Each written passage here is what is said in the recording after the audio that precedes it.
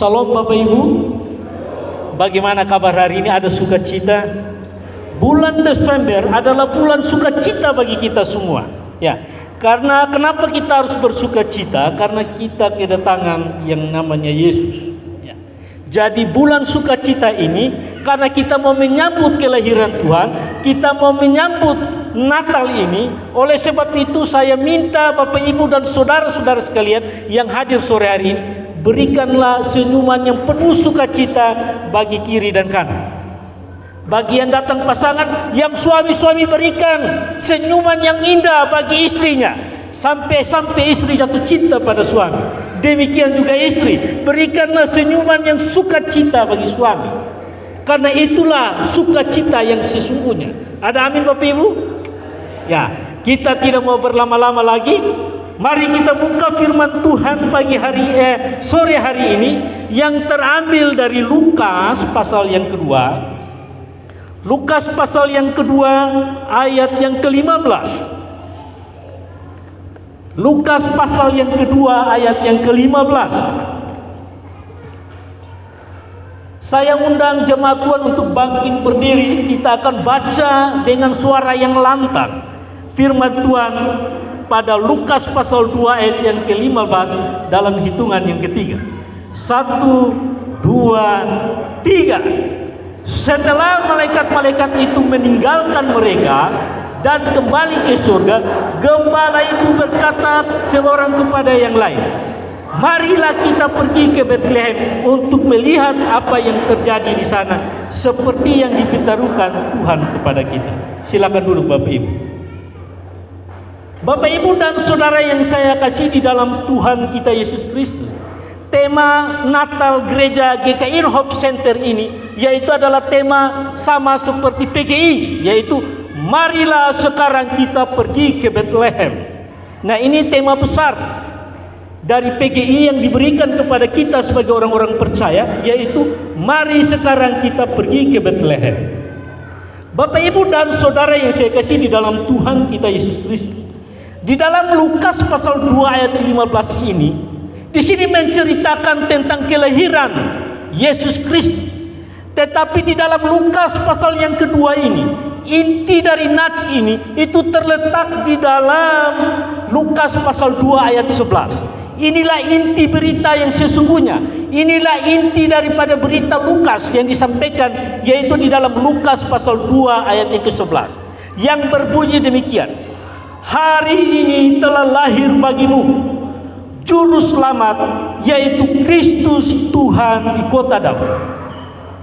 Bapak Ibu dan saudara yang saya kasih dalam Tuhan kita Yesus Kristus, ayat ini adalah inti dari berita Injil dari Lukas pasal 2 ini, yaitu kabar baik tentang semua orang, tentang semua bangsa, yaitu tentang apa? Tentang Juru Selamat.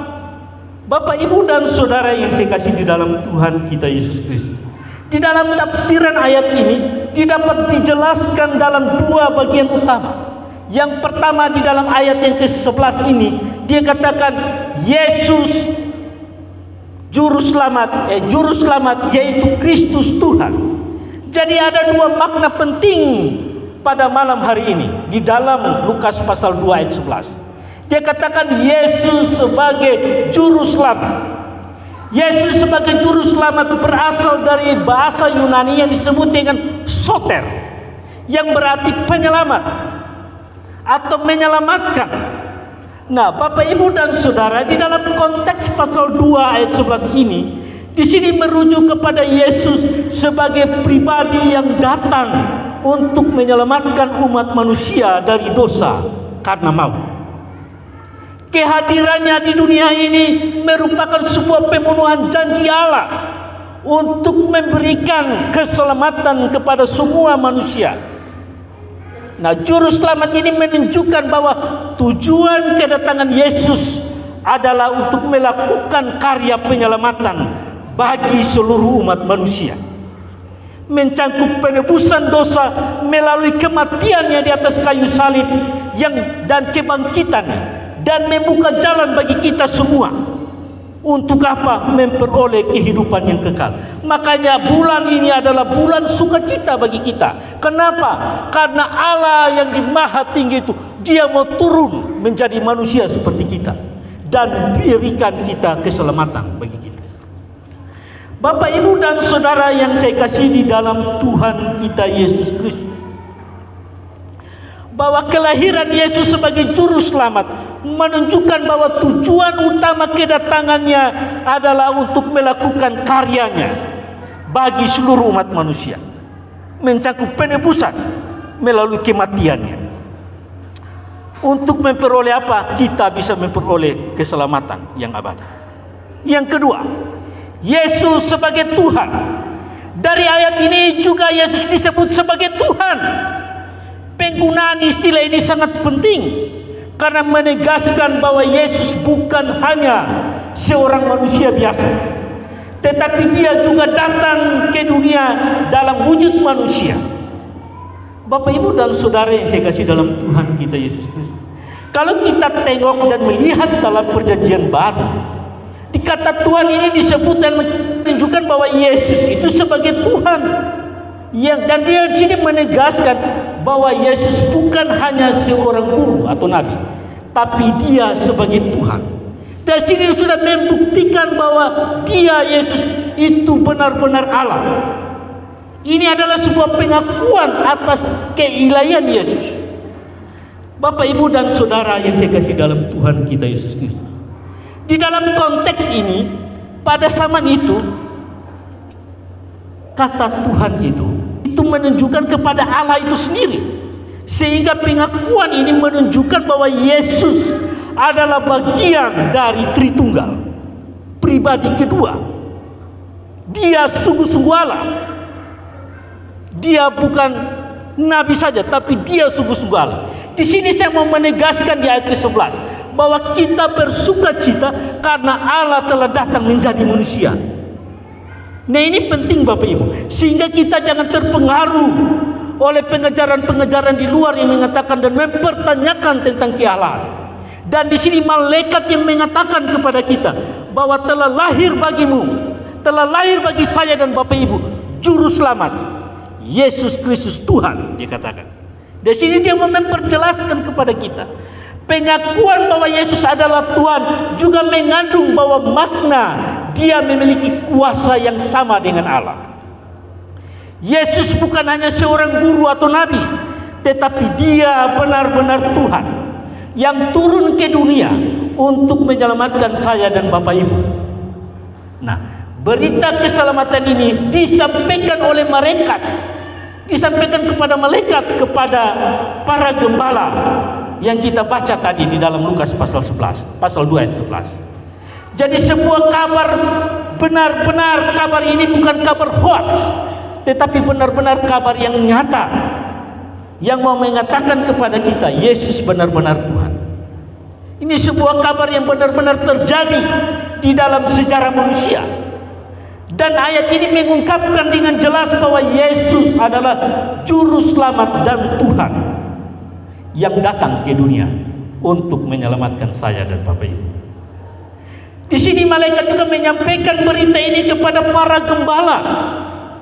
Ini bukan hanya memberi sebuah pengumuman kepada kita semua tentang kelahiran seorang bayi, tetapi juga Dia mau mengungkapkan identitas dari bayi itu.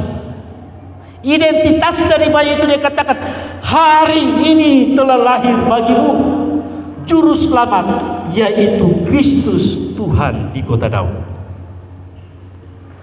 Bapak, Ibu dan Saudara yang saya kasih di dalam Tuhan kita Yesus Kristus, di dalam penyertaan ini terkandung makna yang sangat dalam dan sangat signifikan.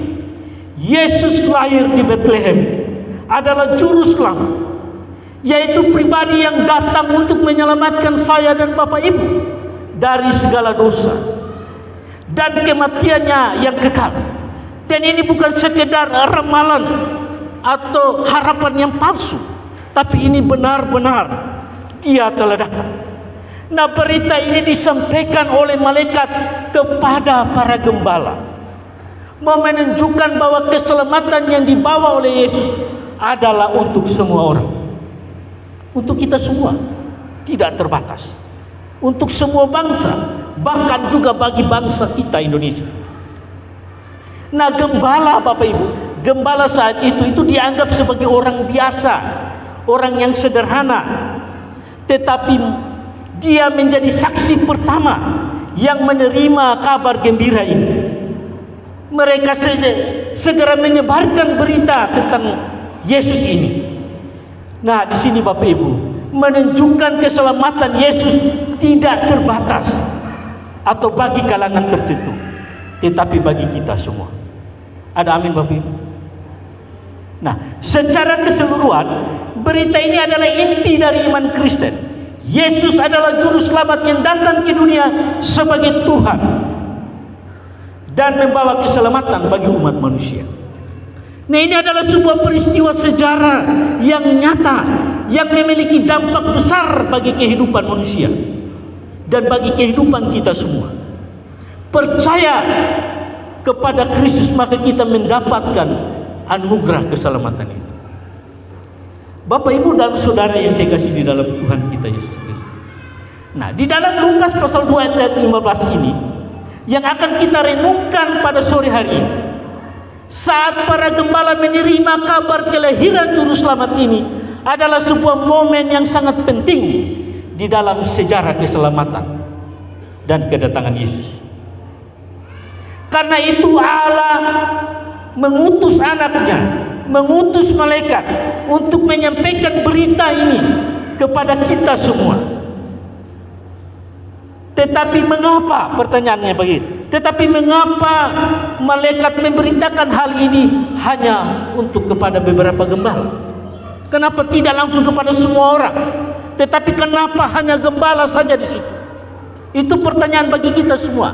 Mengapa tidak kepada seluruh dunia? Karena Allah menghendaki manusia, bukan malaikat, yang harus menyampaikan berita ini. Sebagai pemberita Injil, Allah menghendaki kita semua dan beberapa gembala yang sudah mendengar Injil ini untuk meneruskan berita keselamatan ini kepada yang lain. Makanya kita lihat di dalam ayat ke-10, perhatikan kata-kata ini.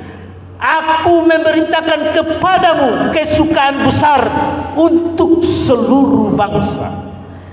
Jadi sekalipun Injil ini pertama kali diberitakan kepada mereka, Injil ini bukan hanya untuk mereka sendiri, tetapi untuk seluruh bangsa.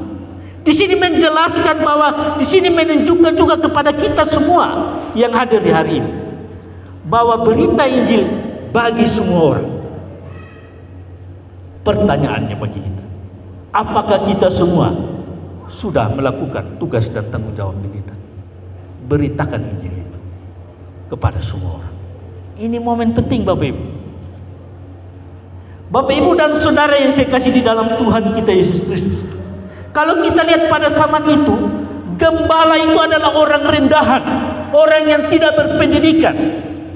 Tapi faktanya pada zaman itu mereka diperbolehkan, mereka tidak diperbolehkan untuk memberikan saksi. Karena gembala orang yang tidak dipandang. Itulah para gembala. Tapi Allah mau memakai mereka. Malaikat malah memberikan berita itu kepada mereka yang pertama kali. Karena Allah mau memakai orang yang tidak berpendidikan itu. Orang yang dianggap hina, orang yang tidak dianggap berpendidikan, Tuhan pakai untuk memberitakan berita itu. Untuk apa? Untuk menghancurkan kesombongan dunia itu. Bapak, Ibu, dan saudara yang saya kasih di dalam Tuhan kita Yesus Kristus, dari nats ini mengajarkan kita tentang dua poin penting. Yang pertama, kita diajarkan jangan hanya mau belajar dari orang pintar saja secara dunia, yang kelihatannya mentereng, yang kelihatannya hebat. Oh, itu kita senang mendengar. Kalau orang yang merasa titelnya banyak, oh, kita senang mau mendengarkan. Tapi bagaimana kalau orang yang Tuhan pakai, yang orang itu sederhana, yang tukang beca, mau mengajarkan kita tentang berita ini? Apakah kita mau menerima itu atau tidak? Itu pertanyaan bagi saya dan Bapak Ibu. Tuhan mau mengajarkan kita. Mari kita yang berpendidikan tinggi, apapun status kita, di hadapan Tuhan kita itu sama. Terkadang kala kalau orang itu tidak berpendidikan, mengajarkan kita sesuatu, kita kadang-kala tidak mau menerima itu. Tapi Kristus hari ini mengajarkan kepada kita. Malaikat datang menyampaikan berita itu kepada para gembala yang dianggap hina, yang tidak dianggap oleh orang Yahudi. Bahkan kalau ada pun mau angkat mereka menjadi saksi, tidak mau diangkat. Kenapa? Karena mereka orang rendahan, orang yang tidak berpendidikan. Tapi malaikat memaki mereka. Bapak, Ibu, dan saudara yang saya kasih di dalam Tuhan kita Yesus Kristus, seorang tokoh besar yang namanya Calvin berkata demikian. Karena itu, jika kita mempunyai keinginan untuk datang kepada Kristus, marilah kita tidak malu untuk mengikuti mereka yang Tuhan pakai untuk menekankan kesombongan dunia, yang telah diambil dari antara kotoran binatang untuk menjadi guru-guru kita. Ini para gembala. Poin yang kedua, kalau saudara adalah orang yang tidak berpendidikan tinggi, jangan menjadikan itu sebagai alasan untuk tidak mau melayani Tuhan.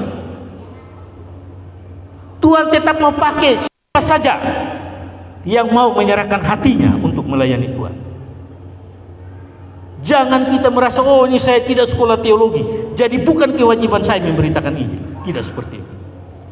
Tapi Tuhan mau mengajarkan kita supaya kita juga mau belajar firman Tuhan dengan serius, rajin datang ke gereja untuk mendengar firman Tuhan, supaya kita menjadi pandai dalam hal rohani. Kita perlu mendengar Injil, kita perlu mendengar firman Tuhan setiap minggu. Supaya apa? Supaya kita bertumbuh.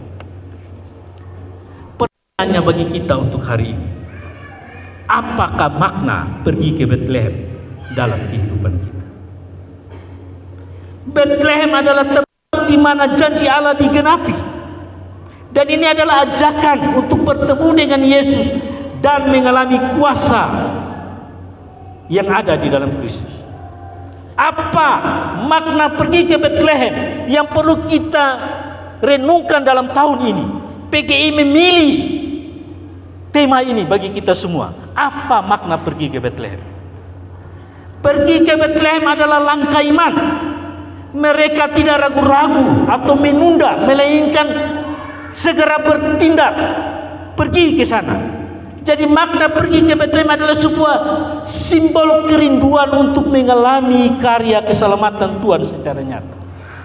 Mereka bukan tidak hanya mendengar, tetapi juga melihat dan menyaksikan peristiwa dengan mata kepala mereka sendiri.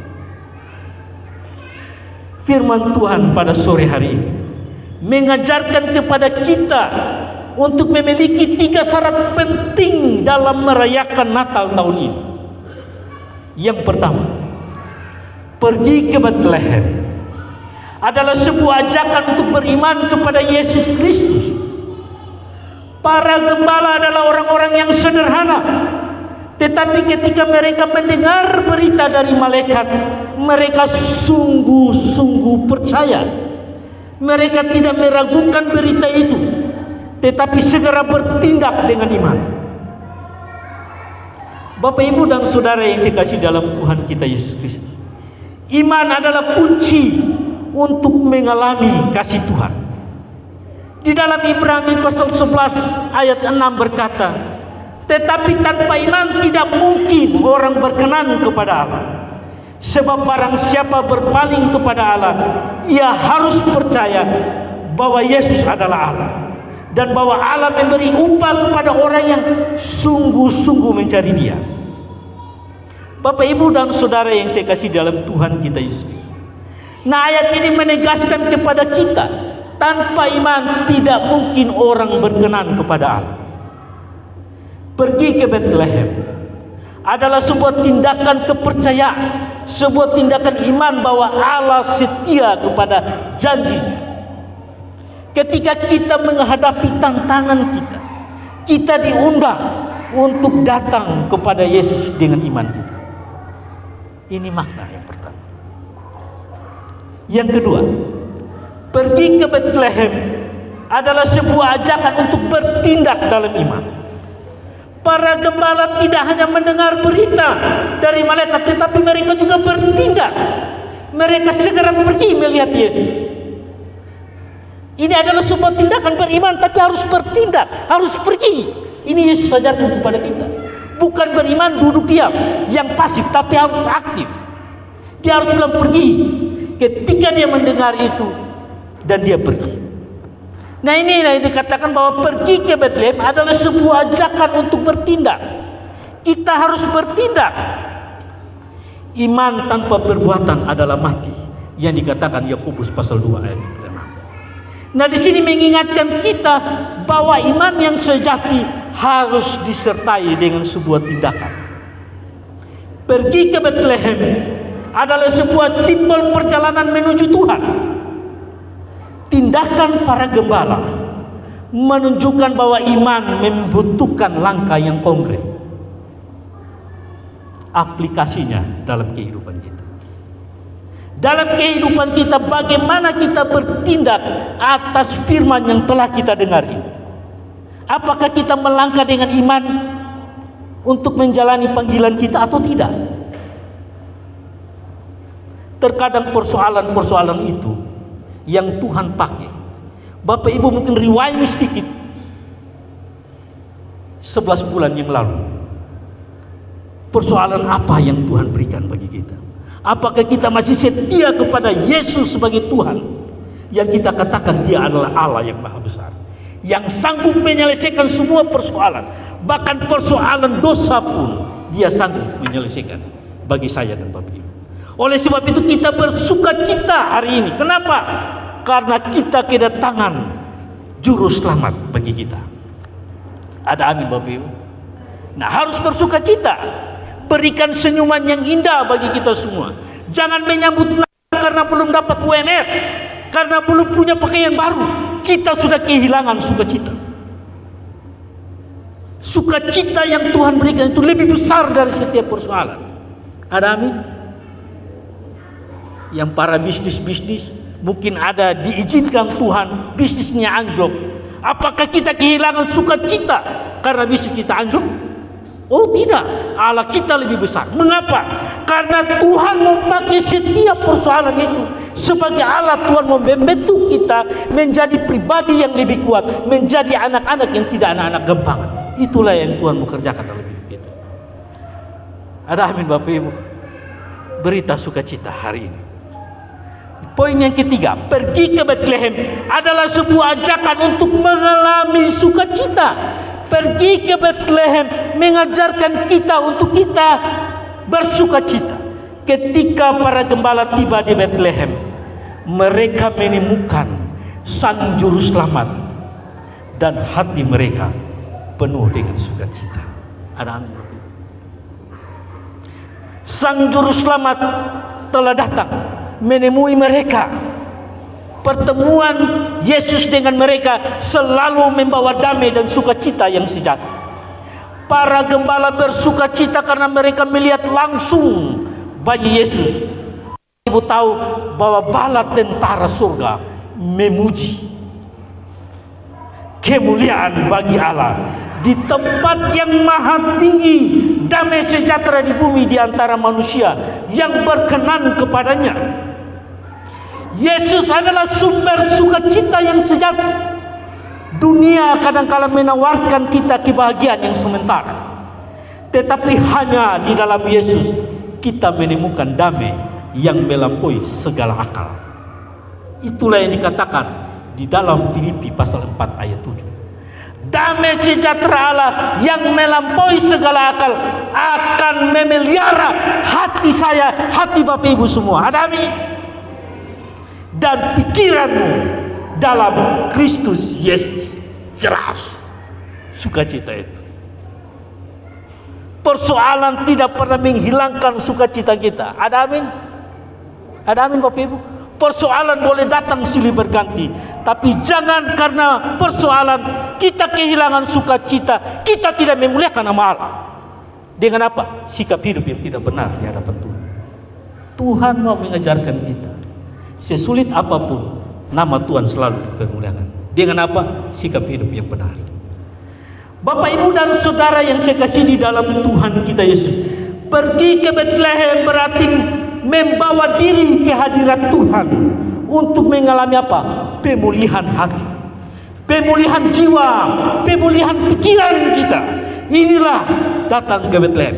Bukalah hatimu lebar-lebar dan terimalah Yesus tinggal di dalam hatimu, di dalam pikiran kita, di dalam hati kita, sehingga kita menyambut tahun ini dengan penuh sukacita. Bapak, Ibu, dan Saudara yang saya kasih, pertanyaannya kita dan aplikasikan kepada kita.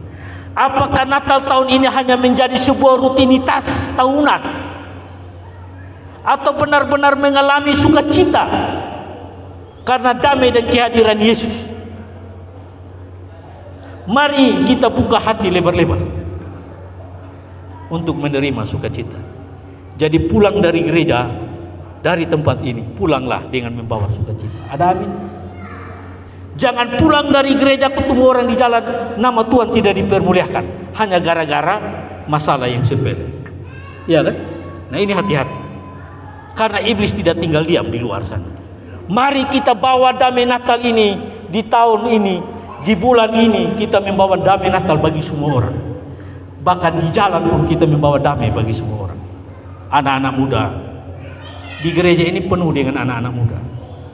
Mari merayakan Natal tahun ini dengan memuliakan nama Tuhan.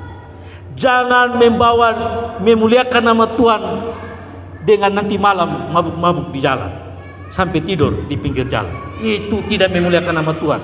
Itu mempermalukan Tuhan, bukan memuliakan nama Tuhan. Jadi mari kita menyambut Natal ini dengan penuh sukacita. Kesimpulan bagi kita pada sore hari ini, mari sekarang kita pergi Bethlehem. Adalah sebuah panggilan yang berlaku bagi kita semua hari ini. Bethlehem adalah simbol perjalanan iman, juga sebuah tindakan nyata dan pengalaman sukacita bersama-sama. Apakah kita siap untuk melangkah seperti para gembala? Mari kita datang kepada Yesus dengan iman. Bertindaklah atas panggilannya dan mengalamilah sukacita. Natal membawa sukacita. Kiranya Natal tahun ini membawa kita semakin dekat kepada Juru Selamat seperti para malaikat. Mari Bapak, Ibu, dan Saudara, para undangan, mari kita ke Bethlehem menyambut Sang Juru Selamat seperti para gembala. Mari kita pergi ke Bethlehem membawa berita sukacita ini kepada siapapun Bapak, Ibu jumpa. Beri aplaus kepada Bapa kita di surga. Tuhan memberkati kita. Inilah renungan kita Natal untuk pada tahun ini. Biarlah Natal ini kita pulang ke rumah dengan membawa sukacita yang berlimpah. Bapak, Ibu, dan Saudara yang saya kasih dalam Tuhan kita Yesus Kristus, mari kita tunduk kepala, kita berdoa. Bapa yang berada di dalam kerajaan surga, terima kasih untuk firman pada sore hari ini. Roh Kudus, hamba-Mu telah menyampaikan berita sukacita daripadamu. Biarlah Kudus yang melanjutkan, supaya setiap firman yang dengar kami dapat mengolah dengan pikiran yang berasal daripada Tuhan, sehingga firman ini Tuhan kami dapat mengaplikasikan di dalam kehidupan kami sehari-hari. Terima kasih Bapa yang baik atas semua pertolongan yang sudah Tuhan berikan dalam hidup kami. Kami bersyukur Tuhan, 3 syarat penting yang sudah Tuhan sampaikan bagi kami, supaya kami pergi ke Bethlehem adalah sebuah tindakan iman kami, iman yang konkret. Kami bukan hanya mendengar tapi kami tidak melangkah. Itu adalah sesuatu yang salah Tuhan. Tapi hari ini kami diajarkan supaya setiap kami mendengar, kami melangkah untuk mencari hadirat Tuhan. Dan biarlah sukacita damai sejahtera Natal itu melengkapi kami semua yang hadir pada sore hari ini. Mari semua jemaat Tuhan bangkit berdiri, arahkanlah hatimu dan terimalah berkat Tuhan. Tuhan memberkati engkau dan melindungi engkau. Tuhan menyinari wajahnya dan memberi engkau kasih karunia. Tuhan menghadapkan wajahnya kepadamu dan memberi engkau damai sejahtera. Dan apapun yang Bapak Ibu kerjakan, baik melalui tangan-tangan, pikiran saudara, semuanya disertai Tuhan. Dan biarlah berkat Abraham, Ishak dan Yakub tercurah atas saudara sekalian, mulai hari ini sampai selama-lamanya. Amin.